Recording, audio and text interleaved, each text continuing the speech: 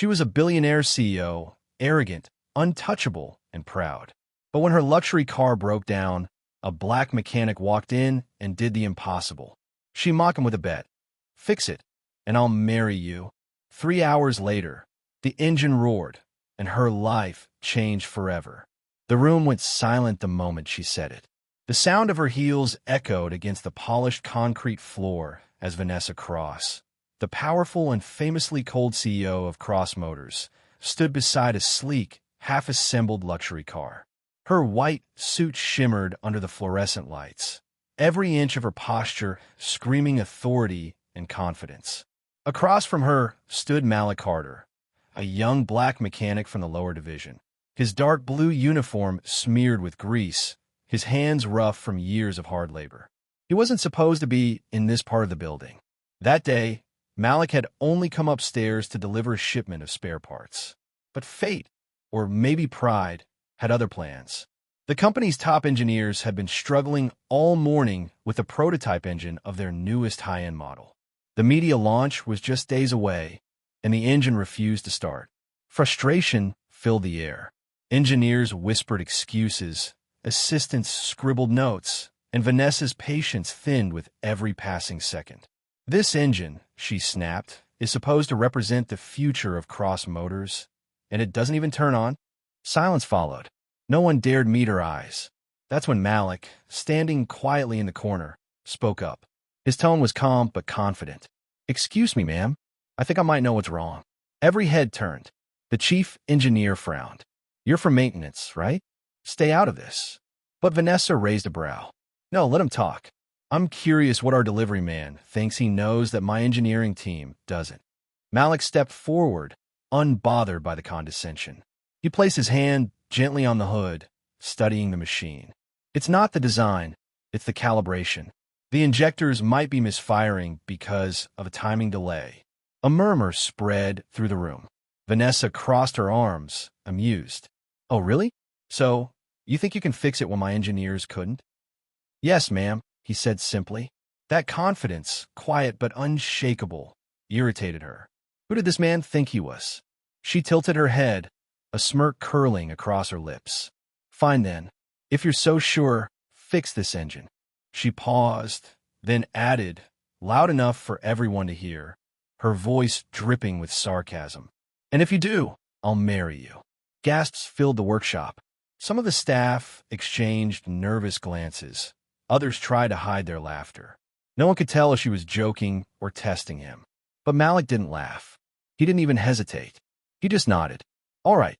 Then, without another word, he set down his toolbox, rolled up his sleeves, and got to work.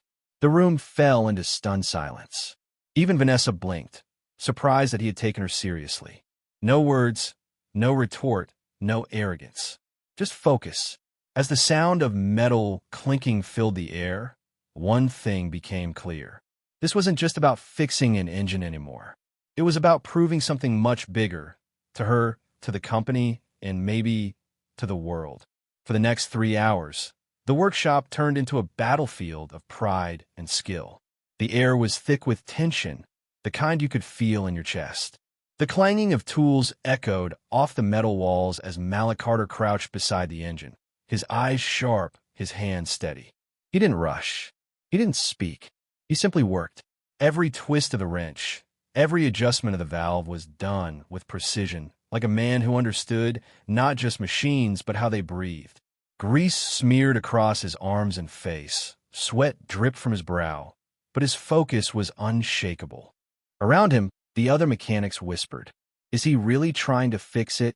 Man, the boss is going to kill him if he breaks something." But Malik didn't hear them. Or maybe he did, and he just didn't care. At the far end of the room, Vanessa Cross watched with folded arms, a faint smirk still on her face. Her diamond watch glimmered under the lights as she leaned toward her assistant and murmured, "Don't waste your time watching him. He's just trying to impress me."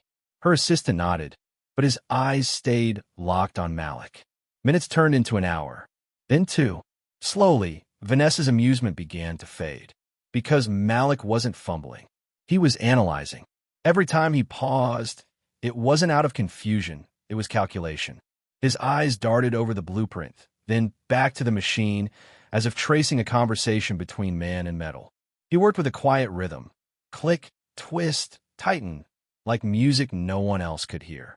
He spotted what no one else had noticed: a misaligned piston that threw off the entire compression ratio, a timing calibration error that caused the injectors to misfire, and, hidden beneath layers of steel, a hairline crack in the cooling line that everyone had overlooked.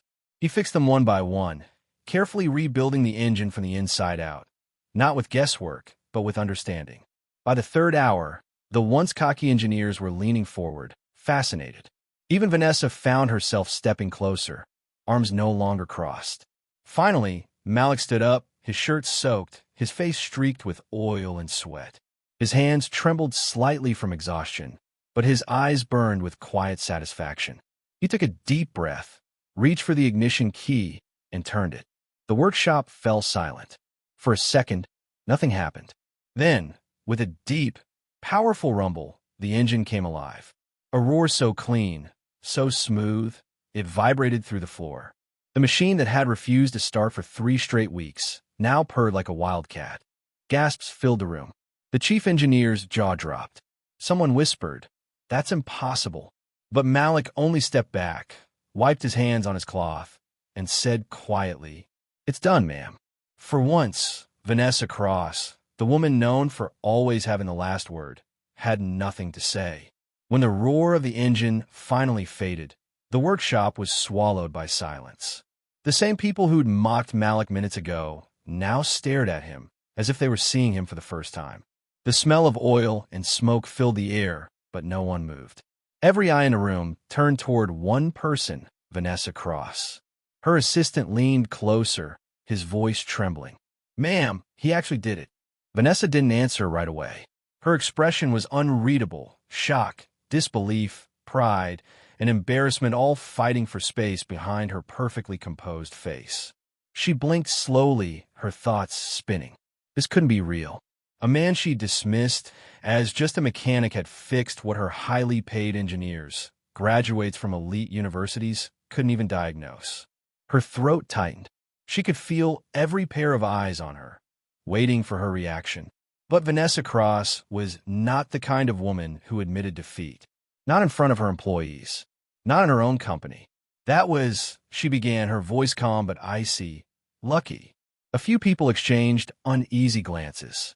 "Anyone could have done it," she added, trying to sound dismissive, but the crack in her tone betrayed her. Malik didn't argue. He didn't roll his eyes or smirk. He simply looked at her with the same quiet composure he'd shown all day and said softly, "Then why didn't they?" The words hung in the air like lightning. A low murmur rippled through the room. One of the senior engineers coughed awkwardly. Another stared at the floor. Even Vanessa's assistant looked away, pretending to check his tablet. For the first time in years, Vanessa Cross, the woman known for her arrogance and impossible standards, had been humbled. But pride is a stubborn thing. She straightened her posture, forced a faint smile, and said nothing more. Her heels clicked sharply against the concrete as she turned and walked toward the exit, leaving the stunned crowd, and Malik behind. The automatic doors closed behind her with a hiss, but her mind refused to shut off.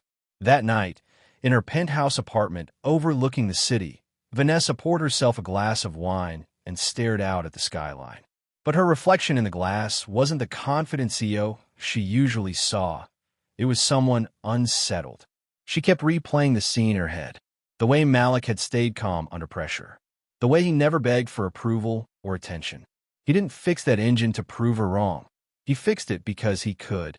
There was power in that kind of confidence. Quiet, unshaken, effortless. For the first time in a long time, Vanessa felt something she hadn't felt toward anyone in years: respect. And beneath that, something else, a strange flicker of curiosity, maybe even guilt. Because deep down, she knew she hadn't just witnessed a skilled mechanic. She'd witnessed a man who had every reason to walk away from her insult, but chose instead to let his work speak louder than her pride. And that realization haunted her more than any failure ever could. A week later, the call came, unexpected and formal. "Mr. Carter," the voice on the intercom said, The CEO would like to see you in her office." The entire workshop went silent. Mechanics exchanged looks. One even whispered, "Bro, what did you do?" Malik just wiped his hands, heart steady but curious. He had never been to the main building, that gleaming glass tower where executives lived behind security doors and designer suits. For most mechanics, that world was off limits. As he walked through the marble lobby, he could feel the eyes of receptionists and assistants following him. A man in a faded uniform, grease on his sleeves, walking confidently into the world of luxury. When he stepped into Vanessa Cross's office, the view took his breath away. Floor-to-ceiling windows overlooked the city skyline. Everything screamed wealth, from the sleek black furniture to the subtle scent of expensive perfume that lingered in the air. Vanessa stood by the window, arms folded, her tone much softer than the last time they spoke. "I reviewed the diagnostics report," she said, turning to face him. "You were right about the misalignment. You saved us from $1 million delay." Her voice carried none of the arrogance from before, only quiet acknowledgement. Malik nodded humbly. "Just doing my job, ma'am." The air between them felt heavier than words could describe. It wasn't hostility anymore. It was something unspoken. The kind of silence that happens when pride meets humility and neither knows what to say next. Finally, Vanessa exhaled and spoke, almost reluctantly. "Look about what I said that day." She paused. "I shouldn't have mocked you. It was unprofessional and unfair." For the first time since he'd met her, Malik saw vulnerability behind her polished exterior. He smiled slightly. "Apology accepted, ma'am." He was about to turn and leave when her voice stopped him. "Wait." Vanessa took a few steps forward, her heels clicking softly on the marble floor. "I'd like to offer you a position," she said. "Head of mechanical diagnostics." Malik froze. The words didn't register at first. "That's an engineer's position," he said carefully. "I know," she replied, her tone steady. "But you've earned it." For a long second, he just stared at her, unsure whether to be surprised or proud. Then he nodded slowly. "Thank you, ma'am." What neither of them realized at that moment was that this decision would change both their lives. Over the next few months, Malik became one of the most respected names in the company. His innovations cut costs, improved designs, and revived old projects that were once abandoned. But what truly surprised him wasn't the promotion. It was Vanessa. The once cold CEO started stopping by the workshop more often, sometimes to discuss a project, sometimes just to watch him work. Their conversations grew longer, from engines and systems to books, ideas, and dreams. And slowly, the woman who had once mocked him began to admire him, not just for his talent, but for his integrity, humility, and strength. A year later, Cross Motors stood on the brink of a revolution. In the center of a massive exhibition hall, surrounded by bright lights, cameras, and investors, a sleek silver prototype engine rested on a pedestal, humming softly, glowing faintly with electric blue light. It wasn't just any machine. It was the future of Cross Motors, the company's first fully electric performance engine, capable of running faster and cleaner than anything in its class. And behind that masterpiece was one name everyone in the company now knew: Malik Carter. The same man who once walked through the back doors as just a mechanic now stood among executives, engineers, and journalists. The man whose ideas had reshaped the company's future. As the applause faded, Vanessa Cross stepped up to the stage. Her presence commanded the room, but this time, her tone wasn't sharp or superior. It was calm, sincere, even proud. "Today," she began, "Cross Motors celebrates more than a product. We celebrate progress, and the people who make it possible." Cameras flashed. The media recorded every word. Then, as her gaze swept over the crowd, she found Malik standing quietly at the back, wearing a simple black suit, his posture humble yet strong. Her voice softened. "Sometimes," she said, "the people we underestimate are the ones who change everything." For a moment, the room fell silent. The line hung in the air, simple, yet powerful. Malik's eyes met hers across the room. He didn't smile, but there was understanding there. Gratitude. Respect. When the ceremony ended and the crowd began to disperse, Vanessa stepped down from the stage and walked toward him, ignoring the reporters, and flashing lights. She stopped in front of him, a gentle smile breaking through her usually composed expression. "You remember that day in the workshop?" Malik chuckled. "How could I forget?" She nodded slowly. "You fixed the engine," she said quietly, "and I made a promise." The air around them seemed to still. A few people nearby turned, sensing something significant was about to happen. Malik tilted his head slightly, his tone playful but calm. "I didn't do it for the promise." "I know," Vanessa whispered. "That's why it means something now." For the first time, she reached out, not as a boss, not as a CEO, but as a woman who had learned humility through grace. Malik took her hand, and in that moment, their story came full circle. Months later, business magazines and news sites across the country exploded with headlines. CEO Vanessa Cross engaged to former mechanic, the man who rebuilt more than engines. Social media buzzed with the story of the woman who once mocked a man from the workshop floor, and later fell in love with his strength, his silence, and his skill. But for Malik, it was never about revenge. It was about respect. Respect earned through hard work, humility, and quiet excellence. And for Vanessa Cross, it became the greatest lesson of her life, a truth she would never again forget. Never mock the hands that build what you lead. If this story gave you chills, hit that like button and subscribe for more powerful stories that'll leave you speechless.